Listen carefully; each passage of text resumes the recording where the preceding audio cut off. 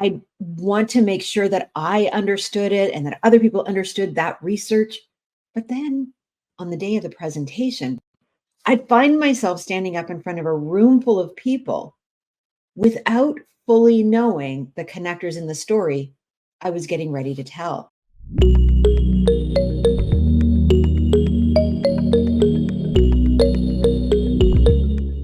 What's the number one thing you should do to get ready for a talk?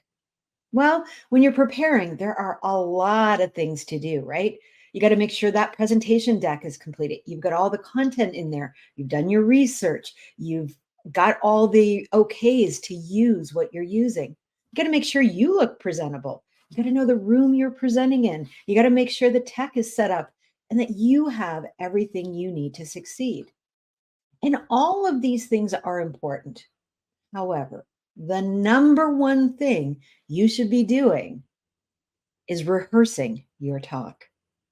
Now, as a speakers coach, I'm often hearing people say, "Oh, you know what? I'm so much better when I just wing it, when I just speak off the cuff. I'm really good."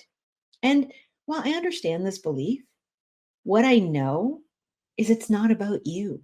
It's actually about your audience. And rehearsing helps you make sure that your message is understandable for your audience. I remember when I worked in advertising, I used to spend days, sometimes weeks, getting my presentation decks ready. I'd agonize over slides, make sure the data and the research were valid. I want to make sure that I understood it and that other people understood that research. But then on the day of the presentation, I'd find myself standing up in front of a room full of people without fully knowing the connectors in the story I was getting ready to tell. I knew my content. The slides were great. I was able to go slide to slide to slide.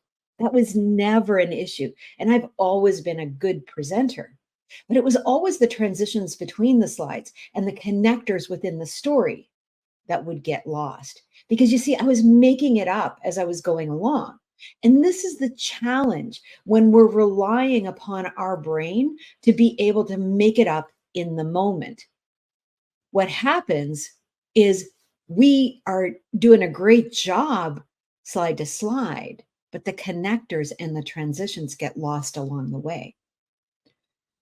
And sometimes we're able to make it work, but that's a pretty big risk to take in front of an audience, and especially if you're on a professional stage. The other thing that happens when we forget to rehearse is we don't know how long our presentation is. And we end up often taking up way more time than we think we need because our brain is so busy trying to fill in all the gaps between the connectors and the stories and the transitions. We lose track of time. And that is just not okay for your audience and for the organizer. When I began working in the TEDx world, rehearsing was something we started with our speakers at least 4 weeks before the event. And believe me, rehearsals were not an option. We'd rehearse and rehearse and rehearse some more. Now, I know when we watch TED Talks, we always feel like that the speaker is just simply having a conversation with us, right? It's so natural. But I can tell you, it's all rehearsed. And in those rehearsals, what we were doing was matching the words and the body language because this is how we speak naturally. And when you're telling a story, you need to have been able to tell it out loud a few times so that you can work the kinks out of the storyline, get it out of your head and get it into words and have others listen to it so they understand it.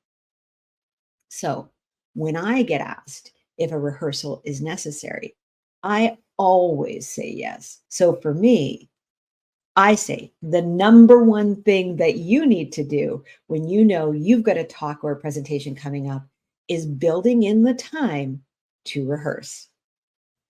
Thanks for joining me. Don't forget to follow me on LinkedIn, Instagram, and YouTube.